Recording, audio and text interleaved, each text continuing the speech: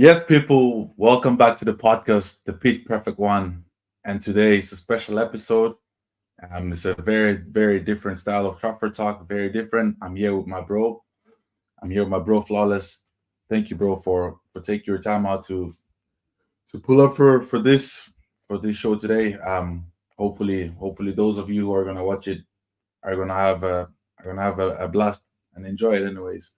Um But my bro, how have you been keeping up, bro? How has the international break been treating you? Have you been good? Yeah. Yeah, man, I'm all blessed. Firstly, big up for having me. Much appreciated. Thank you for the invite. Big up for having me on the channel. I appreciate that. And yeah, I'm all blessed. International break. Yeah, it's good and bad. You know what I'm saying? It's good because there is a nice break from making content, but then it's bad because there's a break from making content. And let's be honest, nobody cares about international football. We could not care less about the Nations League. If it's the World Cup or the Euros, I hear that. A major tournament, but Nations League is like, come on. So yeah, but overall, oh bless, no complaints. I don't know about you, but I haven't got to see. I haven't watched any games yet so far during this break. I got to see bits and pieces of the England game, but England games. You know what you're gonna get performance wise, stylistically. So nothing too different. But other than that, I haven't really seen too much. I heard that there's been a few like upsets here and there, but like you said it yourself, it's Nations League international break. It's just it's just It's another over. week, another 2 weeks of yeah, exactly. It's just another 2 weeks of just Yeah. you know a reduction in content streaming, and it's just something that should just be. I feel like there's just too much of it, and we probably should be scrapped off a little bit. I feel like there's just way too much. Since the Nations League has been introduced, there's just way too much of breaks. I feel like we have a break every other game now at this point. I don't know how you see it, but Serious. that's how it feels to There's been me. three Like already. Yeah, too many. Too many international breaks, man. We don't care about the Nations League. We really, yeah, really like don't. I caught some of the England game, and that was it. I caught like the last 20 minutes, but it seemed they played well. From what I watched, they played well, and then from the highlights, they played well also. But playing so. Greece, What are you like, what are you thinking? And I like with Tuchel now being appointed, you reckon he's gonna work magic with the squad now, I or think do they you could. think I it's think just gonna be England the same old genuinely. story? No, I think England genuinely have a chance at winning a major honor. It's all. I think it's so dependent on the draw. And then people look past Southgate's draws in the 3 tournaments that he was in, or was it 4 tournaments? Well, when he made the so I say when he made the 2 finals he made in the semi-final. Look at the draws they had. England had extremely favorable draws. Extreme. The toughest team they probably faced before I actually like get into the final. I actually exclude Spain, exclude Germany, and it wasn't even a great Germany side they played. I can't remember what tournament it was. I think it was the Euros when they beat them in the quarterfinals. Look at the teams they faced. If you give that to Tuchel wins the tournament. I say England should have beat Italy. That Euros is criminal. And the fact that Southgate remained in charge for so long is terrible, but that's just typical of the English FA. And the fact that he's lauded because he's been England's most successful manager since they actually won the World Cup. He failed. Like, people don't want to admit it. Yes, he did better than the previous managers. He did much better, but you failed. But so yeah, that's how I look at it. No, that's a fair point, bro. I won't lie to you. If this is probably the first of since in a long time where I look at England and I probably fear the worst, because I fear the worst in a positive sense for England fans, because like Tuchel's a winner. Like Tuchel's a winner. You know what you're gonna get with him. Yes. Yeah, he's gonna come in, like, depending on the players he likes, depending on the players he's got in front of him, he's gonna try adjust to the players that he's got in front of him rather than trying to implement his own style. And that's why he's won the big trophies wherever he's gone to. He's won the trophies wherever he's been at, because he's that type of manager. He's that type of man that is able to just adjust regardless of the environment he's in. So now, being at this England environment, with the players in front of him, I just feel like this could be these next 4, 5 years could actually be the time now. It actually could come home. I know people have said it. When people have said it, I've never been with the bandwagon, but this time, bro, like somehow I feel like it could just be time. I mean, Could come on. if Well, Tuchel is there, I don't know, give or take for the next 5 years, and nothing happens, then I think as an England fan, you just have to allow it. exactly. You just you're just gonna have to tear up the whole squad and just sort of start again. Honestly, bro, because like who's better out Because there there's than a lot of Tuchel? talent there. That's what it is. There's a lot of talent in that squad. A hell of a lot of There talent. is there is a lot of talent, and he's the best in class. Say again. Pep aside, there is a lot of talent in the squad, and he's the best in class as well in terms of managers. Like Pep aside, he's probably top 3, top 5, give or take. You can argue around with that, So if you're having a top 5 manager in world football and you still can't win anything, I mean, it's just not looking bright, to be honest. I don't know where you go from there. With the Gareth Southgate, there's always going to be that argument that he was never experienced enough. He was never good enough. There's always going to be the argument. But with the Tuchel thing, if it doesn't work out, it's just going to be interesting to see where England do go from there.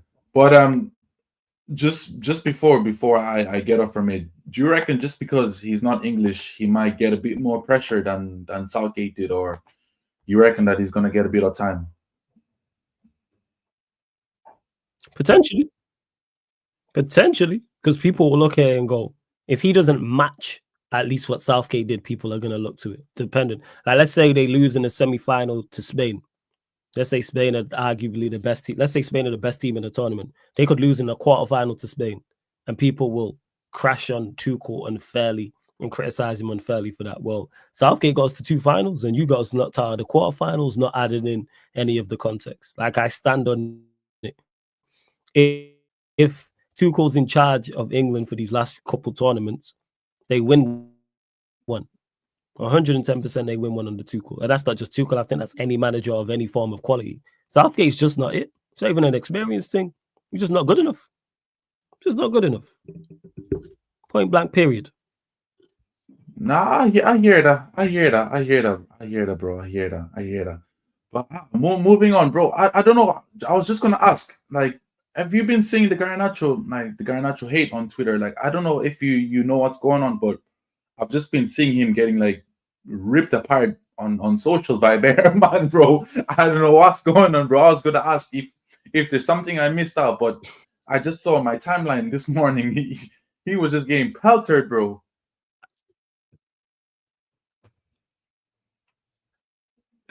It's because of the poor. Did he not have a poor performance for Argentina? Did they not lose? I didn't watch the game, but also as well, it's because people now know it bothers you. So the fact people know that the criticism bothers you, people are going to go overboard. You're going to get criticized regardless. Just being at Manchester United, if you're not performing well, you're in for a level of criticism. Some of it fair, some of it unfair. That's just what it is as a professional footballer at Manchester United Football Club. Not saying I agree with it, I don't, but that's just the way it is. But now people know it bothers you. Oh, it's a wrap. People are going to go overboard. You now had a poor performance, and we know you don't. Okay, let's try, because he's responded. I know we had the whole situation with Faz, but he's responded on social media before that. I think it was a few months back. Somebody put out, I think, his stats or something like that, and he responded in a negative manner because someone put out a comp. That was it. Someone put out a comp of a failure comp, and he responded. Once people know something bothers you, they are going to carry on. So now the criticism you're receiving for this Argentina performance wouldn't have been as bad if people now, the whole Faz situation didn't happen. So we're going to, you're going to be trending. Anytime you have a poor performance for Argentina or Manchester United, people are going to be on your case. But bro, people are going to be on your case. But bro, the thing is that, like, it's not like Argentina lost. Yeah, I didn't watch the game. I only got to see the highlights earlier today, and they were shocking. Like, that's like, it's not even that. I heard he was on for about like 20, 25 minutes.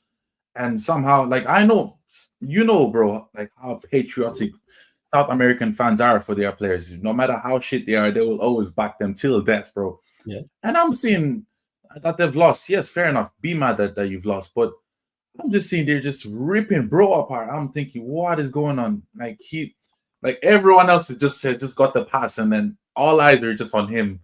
No talk about Messi, no talk about DePaul, no talk about nobody. All eyes were just on Garnacho. Yeah, but I don't think it's just Argentina. I don't think it's just Argentina fans though. Yeah, but it's not just Argentinian fans that are on his case. It's going to be Manchester United fans, and it's going to be rival fans in the Premier League as well. It's not Argentinian fans like that.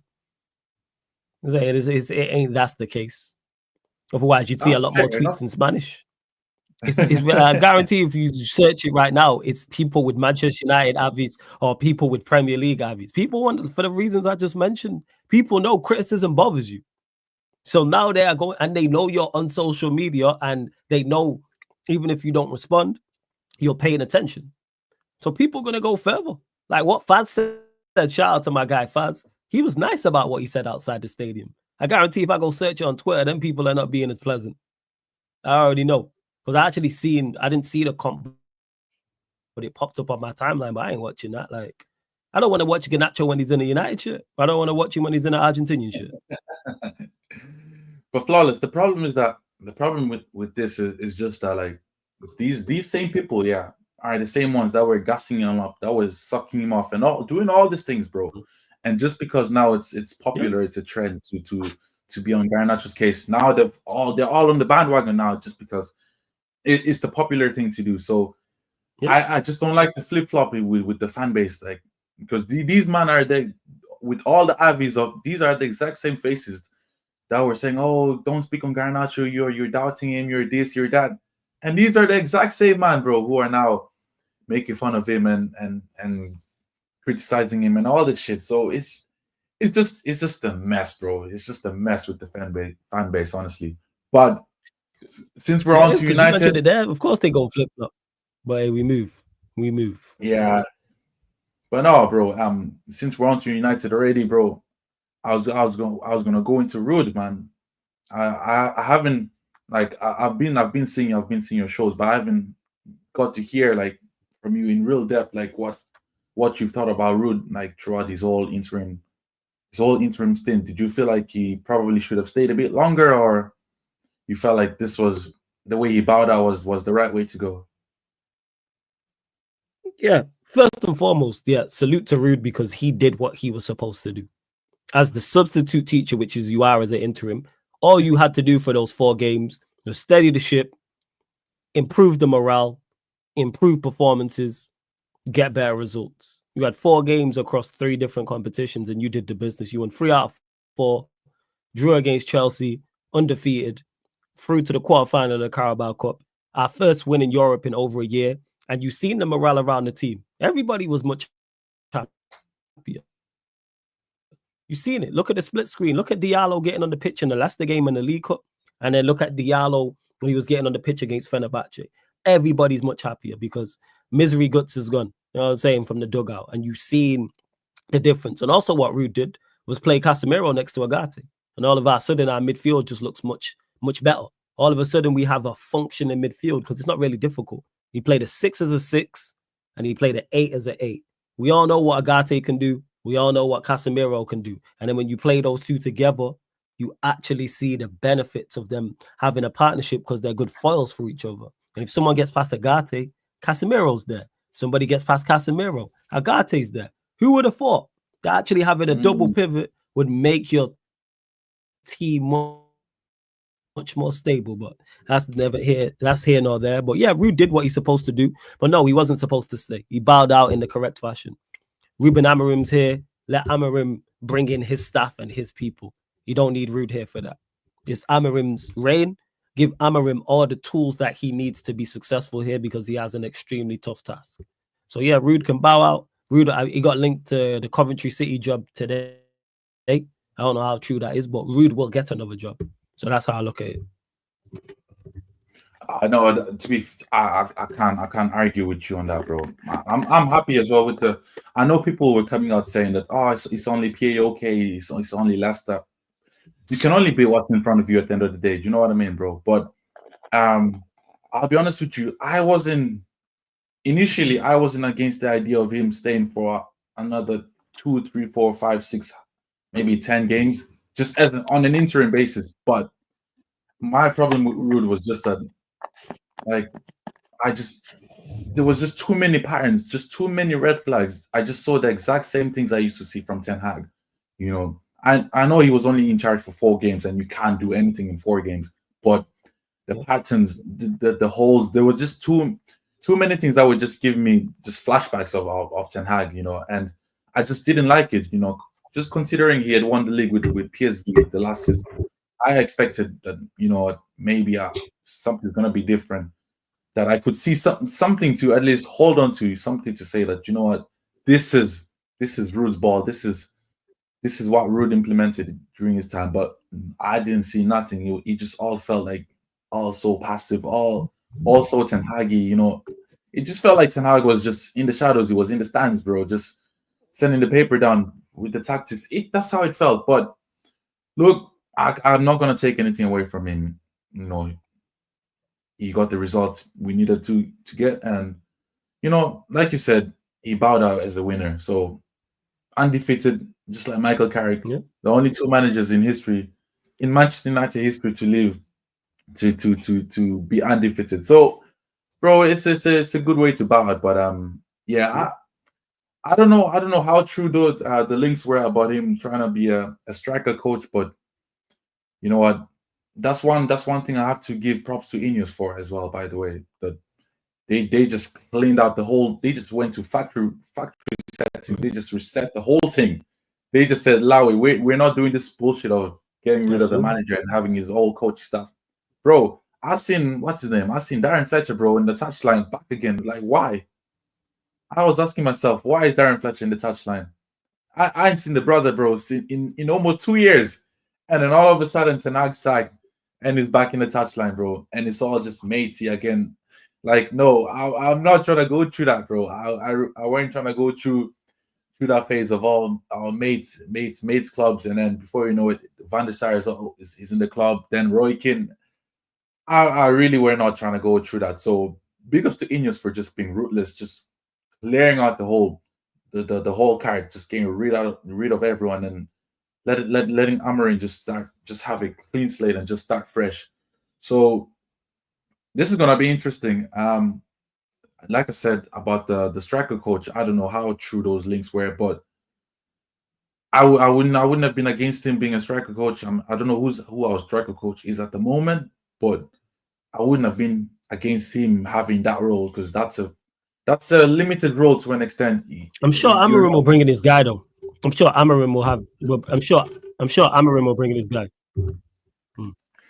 Yeah, that's a fair point. But then again, I think there's a slight delay.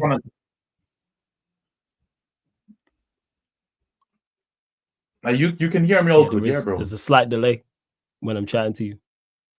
No, I can hear you all good. There's just a slight delay when I talk to you. That's all. It's cool though. Yeah, I think it might just be the connection. Carry on.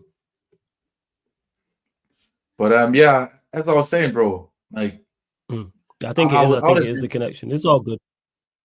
I would have been happy with RUUD just on an interim basis, just because, you know, as a striker coach, he wouldn't have as much of an impact, as much of an influence with the first team, and with the lineup in and out, week in, week out. So I wouldn't have minded with that, but not as an assistant coach, because that was the proposition I was hearing him possibly getting, and like, no, it didn't work with Ten Hag.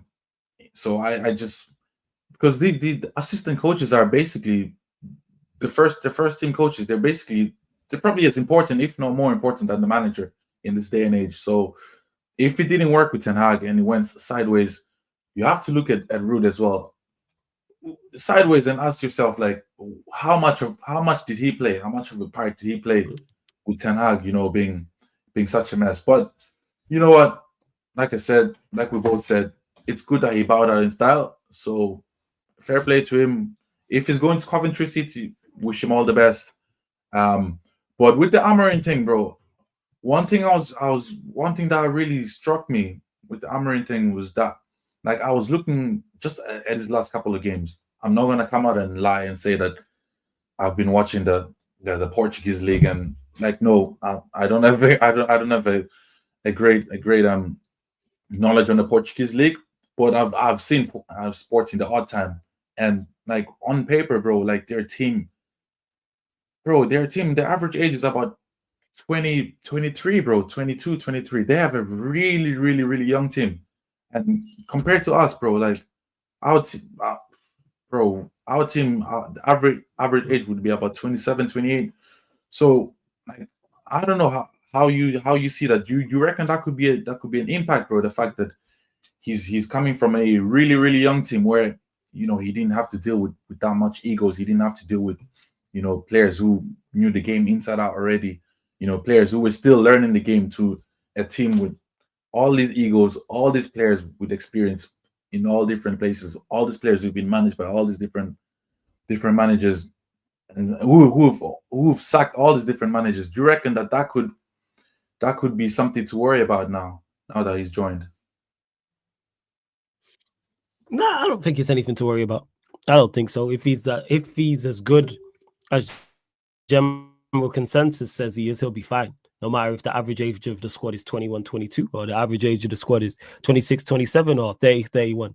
Shouldn't really have any issues dealing with people. That's man management. That's a part of that. And dealing with egos, these man players shouldn't have no egos that cause him any problems.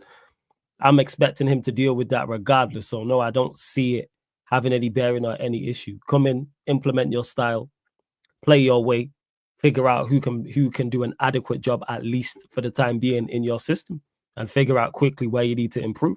And if you can go get someone in January, do that. If not, summertime, we'll know we need to reinvest. But get the most out of what you have as of right now. That's what I'm looking for AMORIN to do. Get the most, because these players, as much as I don't rate them, are better than this. They're miles better than this. That doesn't mean they're great. That just means they're better than this. So that's what I'm aiming for. That's what I'm looking for AMORIN to do. So no, I don't think it's much of an issue. The average age of the squad. I hope you're right. I hope not, but I won't lie to you. That was one of, no, I'm not going to say it was a red flag, but it was one of the things that really stood out to me. Just the difference in age and experience between the two squads. Between the Sporting squad and this squad.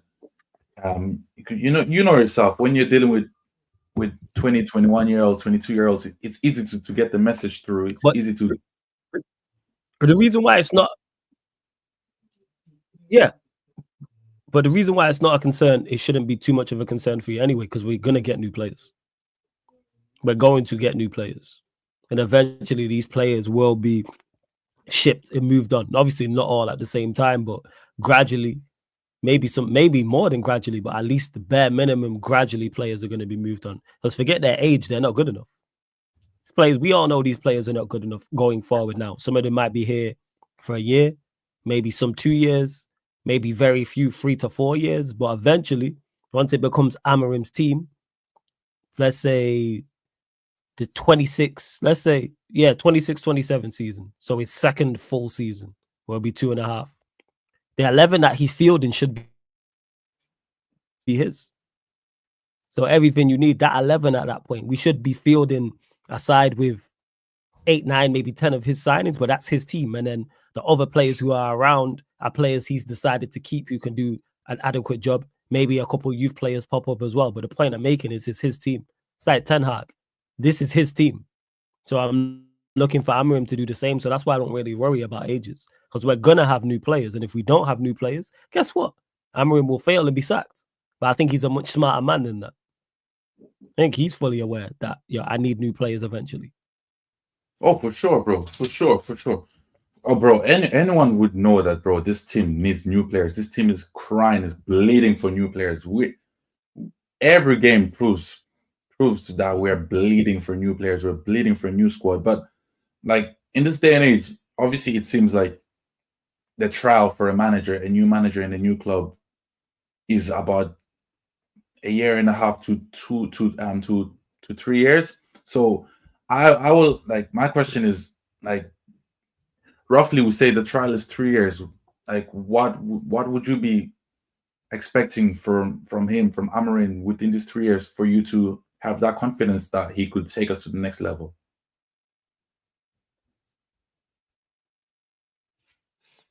Pretty much everything. So, like I mentioned already, implement your style first and foremost. Your style is clear, it's precise. We know exactly what we're going to see on a game-to-game basis, despite the personnel. Then on top of that, I'm looking for him to improve as a manager. How do you do? Are you more? I need you to be proactive. I don't need you to, even though you've implemented your style, there needs to be slight tweaks and variables. How do you set up? How do you set up away at Arsenal the same way you would at home to Southampton? How do you react if we're a goal down at home to Southampton? How do you react if we're a goal up away at Arsenal? How do you react if we're a goal down away at Arsenal? All these are things as well. I'm looking for you to be very clear and precise with what you're doing. I'm looking to get the most out of everybody you have in regards to form. Football is a system game. Never before, as the years go by, it becomes more and more of a system game. So therefore, get you the correct profiles in the side. So that's what I'm looking for. Performances, and then because your style is clear and players are performing to a very good level or even better, the results will come. So then I'm looking to see how do you do in the cup competitions this year? I want to win the Europa League. I think we can win that. FA Cup or League Cup are there. I'm also looking for you to not only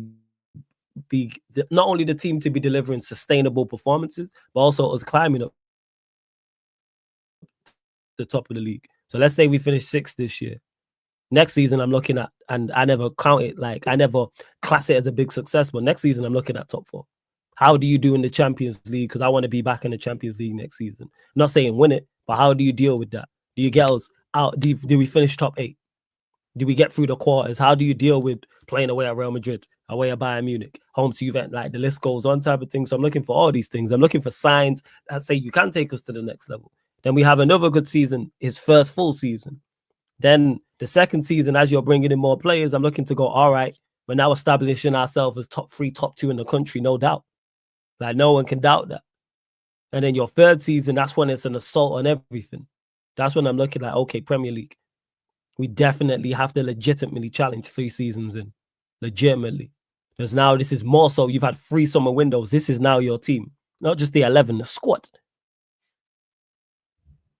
Champions League. Again, I'm not saying win the Champions League, but I'm saying make a genuine attempt for it, especially if you get a favourable draw. And alongside all of that, don't dismiss the domestic cups. If you can win an FA Cup or League Cup, win it. I don't get why fans dismiss trophies. FA Cup and League Cup are not the be all and end all, but if you can win them, win them. Why would you not? Ask Arsenal fans. I'm sure they won a trophy in almost 5 years. I'm sure they would love a trophy. No, I hear that, bro. I hear that. Big up to Lawrence, by the way. He's an Arsenal fan as well, so he won't like to hear that. But he's saying he thinks a lot of starters will have to worry about with this new era. I don't know, bro. I see it the opposite way, bro. I feel like they probably won't have to worry as much because, okay, I hope that they do worry, but I'm worried that they might not worry just because I feel like with how much the board had invested on Ten Hag with allowing him to get all these players from Ajax, from wherever, like literally Ten Hag was in charge of everything transfer wise, and the amount of money they spend on Ten Hag's players. I'm just worried that Amorin might just not get the same love just because it's just a trust issue type of thing, bro. You know, like when that one girl has broke your heart, bro, you don't see no girl the same way anymore. You know, it's that kind of thing. So I'm worried that Ineos just might look at Amorin like that, where they might just hold up a little bit financially and not break the bank as much as they did with Ten Hag because of how much of a disaster spending that amount of money has become. So I hope I'm wrong, but that's why I'm a bit worried about what you're saying, that you reckon that he's gonna be able to have the power to just wipe out everyone within the next 2 years. And I don't know, bro. Like this has been an ongoing cycle. Yeah, absolutely. Because I don't think he sign. I don't think he signs up if you can't do that though. I think you're worried for the wrong reasons. You don't have to break the bank to improve your team. It's about profiles. You don't have to break the bank to you don't have to break the bank to sign good players. This is where Amorim's expertise coming in. This is where his scouting department, like his own knowledge of players, comes in, and the recruitment team as well. This is where the system is so important. It's about profiles. Yes, we can all point out, hey, go get Nori from Wolves. He's a left wing back of quality. Go get Kudus from West Ham. Go get Eze from Palace. Rate all those three players I just mentioned, but they're easy. That thing's me and you can pick out. All right, Eze will be 70 million. Kudus, 70 million. Nori, 60 million. No. How about we don't go and spend, that'd be 200 million. Yeah, that'd be 200 million on those three players. How about you go get someone who's a level below Nori, but half the price? Nori's not the only left wing back out there that's of quality. Go get a left wing back who does a job for 20 million. Don't go get Kudus. Go get someone who's a level below Kudus who fits the profile for 35 million. Don't go get Eze for 70. Get someone who's close to Eze's level for 40 million. There's players out there. This is where the recruitment team comes in. And this is where him implementing his system is so important. I get I don't trust Ineos, so I understand what you're saying in regards to that, but you don't have to break the bank. I'm tired of names. I've been saying this. Now, me and you can sit here and discuss, oh, go get this player, go get that player. That makes sense because that's fan conversation. That's content creator conversation. Profiles. Don't go and say, okay, I need Nori. No, I need a left wing back that can do this, and this. Okay, here's a list of these left wing backs that do this, and this. Here's the prices, here's the age, injury record, etc. Then you go pick one. Profiles, because that's key. We're not in the individual. This ain't the 90s or early 2000s where it's more individual. It's more reliant on individuals and their skill set and mavericks. System-based. Profiles. Go get me this. All right, my inside 10 needs to be able to do this, and this. Okay, here's a list. And it don't cost you an arm and a leg. Liverpool shown that under Klopp. How much was Salamane Firmino? But yeah, no, I hear that, bro. I hear that. But this goes back to what you're saying now. It's very vital that the sporting director works well and works collectively and tightly with AMORIN, or else all this that you're saying could just go sideways. Like what you're saying is absolutely spot on. And I feel like AMORIN is probably that type of manager where he's not going to go for the big names. He's going to rather go for the players that suit his style rather than just because the player fits the brand. But at the same time, you know what Club United is. They always want that kind of a player who's a big brand, who's got the big fan base for the PR, for this, for that. So, bro, I'm trying not to worry, but at the same time, this is what my club has done to me the last 10 years, bro, the last 15 years, last 10, 12 years, bro, bringing in players that should not have been anywhere near the conversations. But just because that being said, we didn't do it. But we didn't do it this summer. Let me think. Do you like the window we had this summer? I'm trying to remember who we brought in this summer. Xerxes, Mazarawi, De Ligt. That's it. Agate, De Ligt, Mazarawi, Xerxes, Euro. That's the 5. None of those are big PR signings. Yeah, that's fair. Yeah. It's fair to say none of them were PR signings, but bro, you know as well as I do, bro, that it's happened many a time to not think that it could happen again, you know. So that's just my worry. That is just. I mean, but we can only go off that. We can only go off the window that. We can only go off the window they've had though, because if they had a bad window, we'd be sat here criticizing it, and rightfully so. The last window, this window just gone. I don't rate Ineos. Let me just clarify that. However, transfer business wise, they did good business. That's fair. They did good business. I can't argue with that, bro. I can't. And then speaking about AMORIN, bro, like I don't know if you got a chance to do your research on him, but like have you any idea like what you're expecting, like stylistically, based on what you've seen from him, or you're just waiting for him to join in, and then you just take it from there and judge him from there? Oh no, he was the manager I wanted. Like in the summer, it was Flick and then AMORIN. Flick was number 1 choice, AMORIN was number 2. And then obviously Flick went Barcelona. We kept Ten Hag, which is a terrible decision. And then I was saying AMORIN. So the fact we got the first choice, I was over the moon. Like you mentioned, I'm not watching the Portuguese league week in, week out, but I do have people who watch it religiously. They speak highly of him. Other content creators were spoke highly of him in regards to Liverpool fans wanted him. He was dubbed potentially going to City because Manchester City just got the sporting director as well. So with AMORIN, again, it just ties into implement your system. I'm looking for you to straight away. I'm looking for you to implement your system. I'm looking to see any significant improvement. Because you're supposed to be, if you're as good as we think you are, we have one hell of a manager. And people can talk about the players all they want. Yes, the players are poor, but they aren't this bad. And I point all the time, I always use this example. Emery, when he took over Aston Villa. Before he took over Aston Villa, Steven Gerrard was there. They were battling relegation. They were 3 or 4 points above the relegation zone. When Gerrard had that team, nobody said this is a quality team who can get European spots. The general consensus was Gerrard's a terrible manager. These players are all terrible. They're going to get relegated. So we were thinking that this team is championship level. Emery went in there, signed a left back, and went from 17th to 7th. He got that team to Europa League, and then obviously they improved afterwards. So I'm looking at AMORIN to do the same thing because he's got to be. If he's going to be a success here, he has to be better than Emery.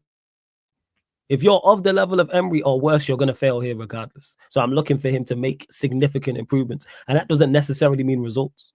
I'm looking for the performances to be sustainable. How do you get them? It's easier to coach and manage when you got 11 top class players. Me and you could do that. They could give me or you the job and we do it for half the price.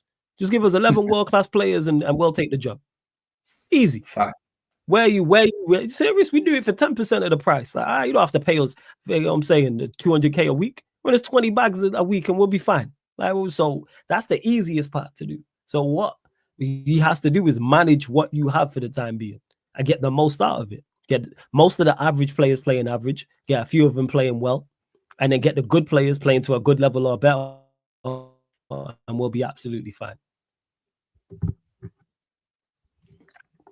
We just have to wait and see. I won't lie. We just have to wait and see with that one, bro. But it all sounds good. I've been seeing the photos on the Instagram. You know, I've been seeing the interviews. I've been seeing the videos with the fans. Everything's looking good, bro. The PR is definitely working.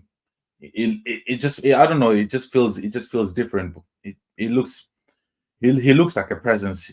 He looks like he's got a presence on him. He doesn't look nervous. He doesn't look like the job is too big for him. He looks like he fits to be there. Like that's his place. So look, bro, it should be interesting to see how it goes. I see Lawrence there just mentioning that these are the players that we could build off. Bro, I won't lie to you. As much as that looks good on paper, like I've been thinking to myself, and I like this might be an unpopular opinion, but I was saying it to myself that, bro, like the next time we win the league, bro, I don't think any of these players will be in the squad. Kobe Mainu, Onana, whoever, you name it. Okay. I don't think not even one. I don't think any of these players in our current squad is gonna be in the next squad that wins the league or the Champions League. I understand why you would say that. I understand why you would say that. I think we're that far off, bro. Seriously, I really think we're that far off from the top level. And it's sad. It's really sad to say this, bro, as a United fan. Not even disputing that. I don't strongly disagree with that. I think Maino, maybe Euro, and I gotta see with Euro. I don't know because I've not seen him play yet. Maybe Maino, but the rest I hate. I hear that. Trust me, I get it.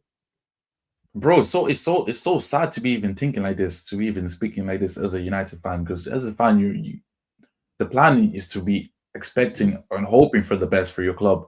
But like when I'm speaking like this, that says a lot, bro. That just goes to tell you, bro, the amount of trauma, the amount of bullshit we've just been privy to seeing week in, week out. And yeah, no, I just feel like we're just a good 5 years away from being back at the top level.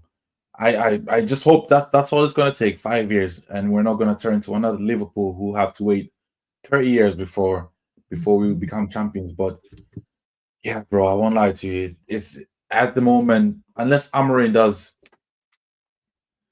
does something crazy, bro, I feel like it could just be the same story over and over and over again. The cycle could just keep going on and on and on. But that being said, bro, I was gonna put this up. Um, I'm gonna put this up. I want us to try and predict what we reckon Amorin's first 11 will be for, like, what we reckon his strongest 11 would be, like, as the season goes on, because I don't think everyone is available for him at the moment for him to be for him to be picking freely. So we're just gonna go. We just we're just gonna assume that the squad is fully fit and just pick based on our opinions who we feel like will be the best players, like, for his team. So I'm just gonna set up the formation there. Um 1 second. So it's a 3-5-2.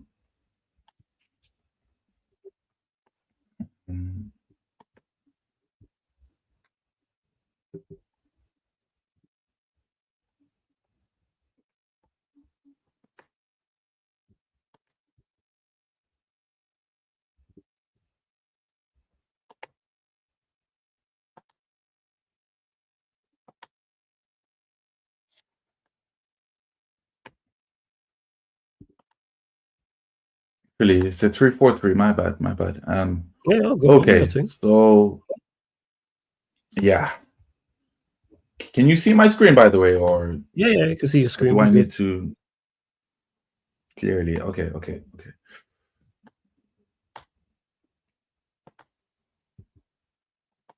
Okay, so in goals, I mean, okay, that's a no-brainer. In goals, we're just gonna go for Oh, Nano. Onana.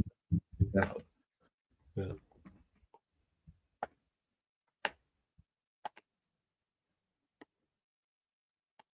And then the back three, who would you be looking at as potentials for the back three, bro? Is this for this is who's available right now for Ipswich? Yeah. No, I'm just gonna say, just in general, What we just do in the based off on is the squad, just everybody available. Yeah.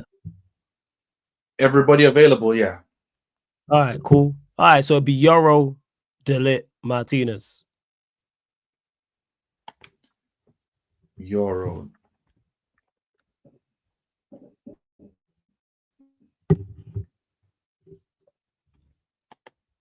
Okay.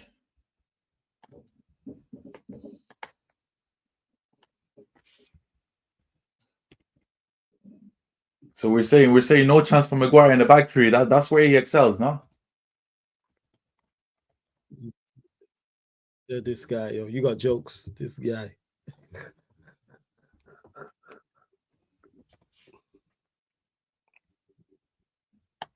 The leaked Martinez.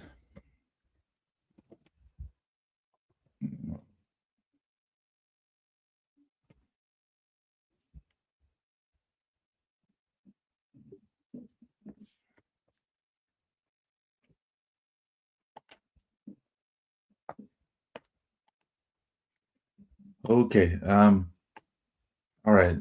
We do the fullbacks first or the midfield? Yeah, we'll go wing backs. I think it'll be Dalot Mazzarari. Probably Mazzarari right Dalot wing back, Mazraoui, okay. Dalot left wing back. Yeah, that's what I think it would be. You're not feeling Luke Shaw at left wing back at all, bro, no? Or even Malacia, As much maybe. as you're feeling Luke Shaw at left wing back, man. As much as you're feeling Luke Shaw at left wing back. Okay, let's do that. Dalot.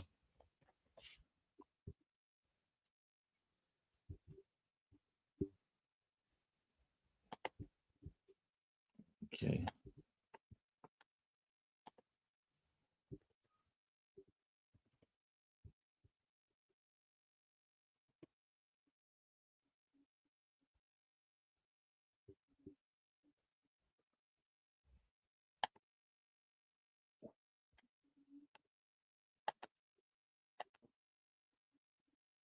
And I think in midfield it's a no-brainer. Well, not for much, but I assume that you and I would be on the same boat. We're going for Casemiro and Ugarte, right?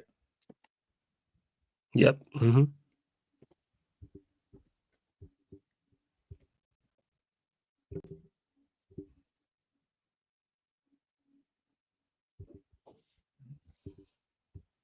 Casemiro.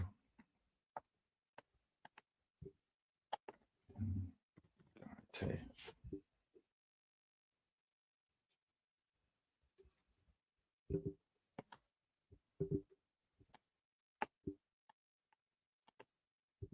Now this is the big one, bro. The front three. This is the big question now, because even earlier today I was saying, I don't know how true, but I was seeing reports saying that Amorin is looking at Rashford as his potential number 9. I don't know how true that is, but I'm not feeling the idea of the number 9. But I don't know. What are you thinking, bro? Left wing. Who are you going for? I think the 2 10s. Nah, because he don't play wings. He plays 2 10s. He don't play wingers. He plays 2 10s and a striker. So I think 1 10 will be Bruno, and I think the other 10 will be Diallo. And you know what? I think he does. I think he plays Rashford up top. I think Rashford plays as a 9, because one thing Rashford can do is running behind, and that's something that Gyökeres does, is running behind. Even though Gyökeres is much better in regards to dropping shot and linking up play, Rashford can do the running behind thing. So I reckon it'll be Bruno as one of the 10s, Diallo was the other, and Rashford up top. That's All what I right, think it'll be. Rashford. We'll go for that. I won't lie, I'm not. I really am not feeling the Rashford thing in the 9. We've seen it too many times. We've seen how much he stinks in the 9. I really am not trying to see another experiment, another season of Rashford in the 9.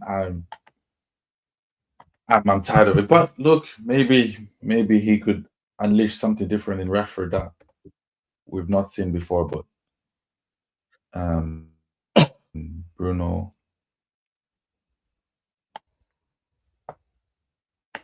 how Bruno survives still baffles me. He's so lucky that this guy is Portuguese, or else he would have been bummed out.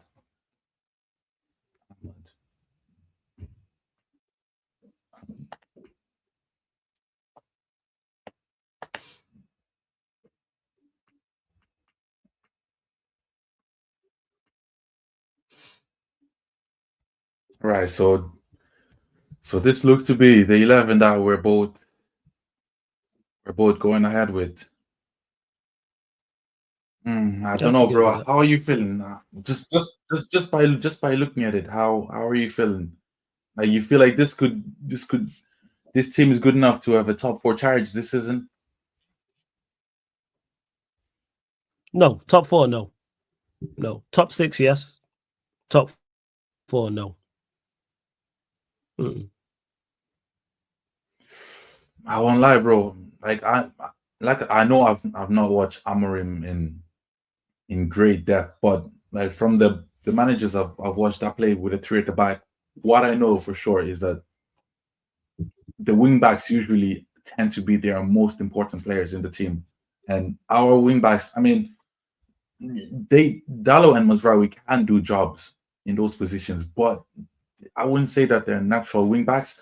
So I feel like that could potentially be our weakness with this back three formation, because No, they're not. as wing backs, they are going to Absolutely. be a source. They're going to be a source of creativity, bro. And neither of them are per se creative minded fullbacks. And I don't know. That's just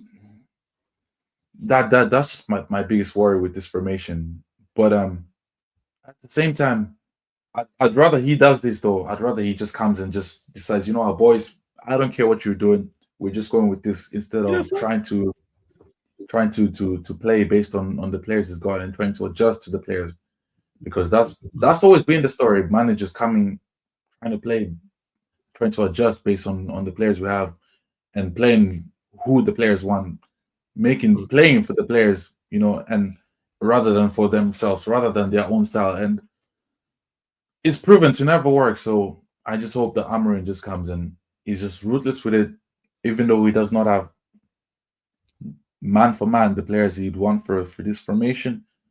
Just be ruthless with it and just put out the lineup like this. But no, you're right. it There doesn't is look it obvious doesn't look weaknesses, bad but on paper though. that's any formation.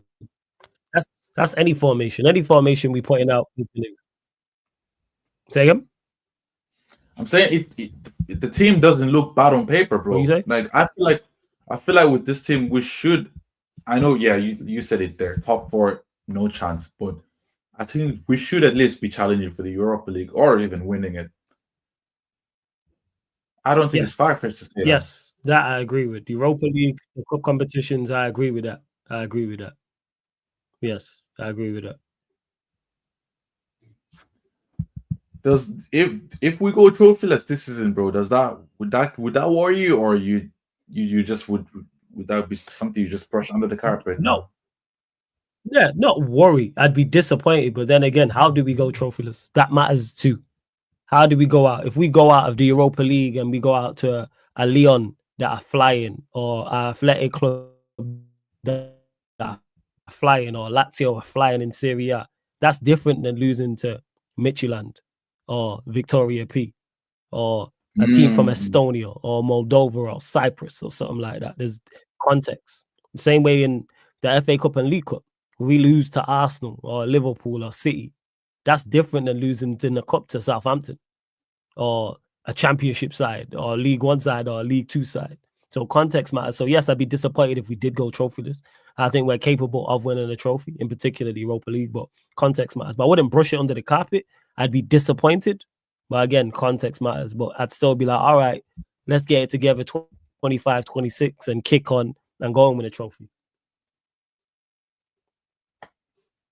No, that's fair. No, yeah, I think it's only fair to give the man a chance. You know, he's coming mid-season. Like I was watching his videos, and he said the intention was to come at the end of the season. Actually, that was the plan, but Ineos gave him an ultimatum that it's either he comes now or not. So look, he's been put in a really shitty position, but like you said, yeah, it's only fair that we do give him this season to just warm up. But bro, I was just looking at our games. I was just looking at our next 5 games and our next 5 league games, and we're playing Ipswich away, and then Everton at home, then Arsenal away, then Forest at home, and then onto the derby against City away. So in those next 5 games, how many points realistically now, not based on what you're hoping, but realistically, how many points would you be expecting us to get in those 5 games?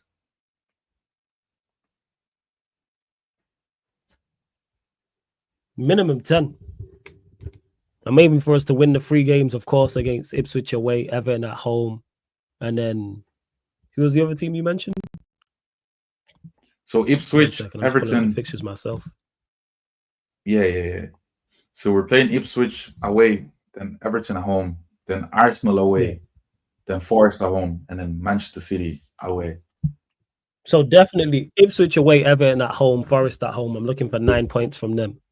Then the 2 tough games are away. You're away at Arsenal, you're away at City. Just because of where we're at, obviously, again, context matters in performance. But at least a point from one of those 2. So minimum 10 points. That's what I'd say from them 5. Minimum 10. Can't be going to Arsenal and City and just getting slapped. So yeah, that's what I'd say. That's what that's a very good point. That's one of the things I'm looking forward to seeing how AMORIN plays, how AMORIN sets up against the big boys, because last season we were a fanfare, bro. People were just coming playing around with us, just roller skating, you know, everything, bro. Just playing around with us. We were there open for people to play around with us. We're getting dogged left, right, and center. So it'd be very interesting to see how in these big games how he sets up. Like I'm not expecting to go full gung ho, you know, with a squad that is not his, but it'd be very nice to see and interesting to see how we do set up. As long as we don't get slapped up left, right, and center, I'd be happy. I expect us to lose probably both games, but I think it's the manner in performance in how we lose or how we react to those games, which is going to be a telling factor for me. But yeah, no, I don't know if there are any games on tonight internationally, but like this is how zoned out I am, bro, with the with the Nations League. But I know that it's when let me have a look when the league is back on. I don't know if it's back next week or the week after that. 23rd of But yeah, November. that's 23rd. 23rd. That's okay. That's next week. All right. Oh, thank goodness, because this international break is killing me, bro. Honestly, honest to God, it's killing me. I can't wait for it to end. But I was gonna ask, bro, have you been keeping up with the NBA at the moment? Yeah. Cause to watch it, cause I do content, so I do watch alongs and stuff of that nature. So yeah, I'm not a hardcore, like I'm What new team do to you NBA. support? I've only been watching the past for 3 years. I don't even have a team. Don't have a team. I don't have players. That's what I Oh, like. Like I said, I'm a newbie when it comes to the NBA. I don't have no emotional attachment to any team. People are like, why don't you pick a team? I don't have an emotional attachment to any team. Like, who's your team? nah, bro, I'm Lakers, bro, all the way, bro. I'm Lakers, Oh, you but Laker Nation. I'm, Okay, I'm okay. yeah, I'm a Laker, bro. But I'm on the same boat as you. Like I've only been able to like watch it consistently enough the last three, actually since the season we won, since the COVID season, the bubble season, that I've been able to watch it consistently enough, you know, to talk on it. But like you know yourself, bro, with the time zones, you can only do so much. You know, it's the time zones are crazy, Just gotta do what you can. especially Just gotta do what you can. especially the Lakers games, bro. The games be at like 3 in the morning, and it's like, come on, Yeah, 3 you a.m., know. And 3:30 and stuff like that. Yeah, man, just be staying up late at times to do watch alongs for the West Coast games at times. yeah, no, yeah, I do be seeing your notifications like sometimes like in the morning when I wake up. I'm like, fuck, this guy's work ethic is unmatched. Like, you know, but no, I Appreciate don't that. know, Thank you. bro. No, bro, I don't know. Like, I just like since you say you don't follow the team, who are your players like to look out for then for this season so far from Oh, what Kevin you've seen? Durant, Kyrie Irving. They're my two favorite players, period. KD, Kyrie Irving. But there's other players, of course, like Steph. You know what I'm saying? Like, you not be a fan of the likes of Steph. Wemby, of course. All the top players, all the stars you would expect. But yeah, Ja, big fan of Ja. Ant-Man as well. Love his game. Did you make Stuff a like that. prediction already for who you think is going to win the chip? I didn't, you know. I didn't actually make it. It was my prediction. I'll have to wait. I have to be closer to the playoffs. Like I said, my knowledge of basketball is so limited. That's why I don't make predictions and stuff. My knowledge is limited. It's not like football that I've been watching for years, decades. I'm a proper Yeah. newbie to basketball. Like I said, I only started watching when I started doing watch-alongs, which was a couple of years ago. Mm. Mm. No, I won't You know? lie, bro. As of now, I mean, obviously it's clear like the Cavs are hot right now. But I think it looks like it could just be another dub season for the Celtics, Yeah, in the my Cavs don't smoke. opinion. Um, looks the Celtics look like they could just dub it again. Because they're just stuck in all corners. They're just, unless I don't know. It, you know, the point you made at the start of the show is important. Is a big point. It depends on the draw. Sometimes you could just get a shit draw, you know. So I think it like for example, like I saw what you may call it. I saw the Bucks. I can't believe the Bucks how bad they're performing at the moment. You know, like last season they underachieved massively, and then this season they look Yeah, like the Bucks are woeful. they're going out. Woeful. Yeah, bro. I'm the Bucks have really surprised me the most because like when they moved there, I thought they were championship worthy, championship quality, bro, and they could go all the way through. But they've been far from it. You know, they've been far from it. So it's one of those ones where like NBA just goes to is one of those sports that just goes to show you that it don't matter. It's not about the money that you spend. You know, it's not about how big the player is. It's more so about the balance in quality, the balance in the squad that wins you titles. You know, but as a Laker fan, bro, I won't lie. If we can do anything other than a first round exit, I'll take, bro. I'll take shamelessly, bro. Because we be getting thumped, bro. We be getting thumped the last couple of years, bro. So so anything outside of a first round exit, I will take. As long as we avoid the Nuggets, I feel like as a Laker, bro, player for player, man for man, we can take on any team. Yeah, you'll be all right. Just avoid the Nuggets. Yeah. So, but no, it should be it should be an interesting season, bro. It should be an interesting season. But are you doing a watch along for the fights tomorrow? By the way. No, it's actually technically I think it's today. No, I won't be doing a watch along for it. No. I'm not. All right. That's fair. That's fair. All right. Well, anyways, that's the end of it. Well, people, thank you all to all those who are watching the show. Thank you to all those who are in the background, to all those who will watch it later whenever you get the chance. Appreciate you all. Flawless, I appreciate you, my bro. Like, is there anything you'd like to plug for the guys, for those who haven't bumped into your channel yet, like about the next week, your schedule? Hey, firstly, big up for having me. Appreciate it. First up, yeah. Big up for having me on. Appreciate it. Subscribe to the YouTube channel, Sarcasm City TV. We're live every day. Plenty of content on there, including Manchester United content plus more. And man already mentioned it in regards to the NBA. Get over to the playback because we be doing NBA watch alongs over there on a regular basis, giving out VIP passes so you can watch the game with us as well. So if you want to lock in, if you're like, I can't watch the game, follow the playback, Sarcasm City TV. Just download the app for free, and I give you a VIP pass, and then we can all sync up. And we're watching on the same stream, so there's no spoilers. So even like that Mavericks Warriors game, like a couple of days ago when Clay went back to play Golden State, that shit was fire. So yeah, lock in. So playback, Sarcasm City TV, YouTube, Sarcasm City TV. Follow the playback and subscribe to the YouTube channel. And for those of you who won't be able to access to find Flawless' channel, I'm gonna put the link down in the bio. Anyways, I'm gonna put down the socials, the Instagram, the YouTube. Anyways, and that can make it easier for you to access channel. But my bro, is there anything you have coming up? Do you have watch alongs coming up later tonight, or you're starting from tomorrow on? Oh, actually, speaking of that, yeah, tonight, people. Speaking of that, yeah, thanks for reminding me. 11 p.m. UK time. The NBA podcast, Courtside Commentary, the Courtside Commentary podcast, which is the NBA podcast we do fortnightly on Fridays.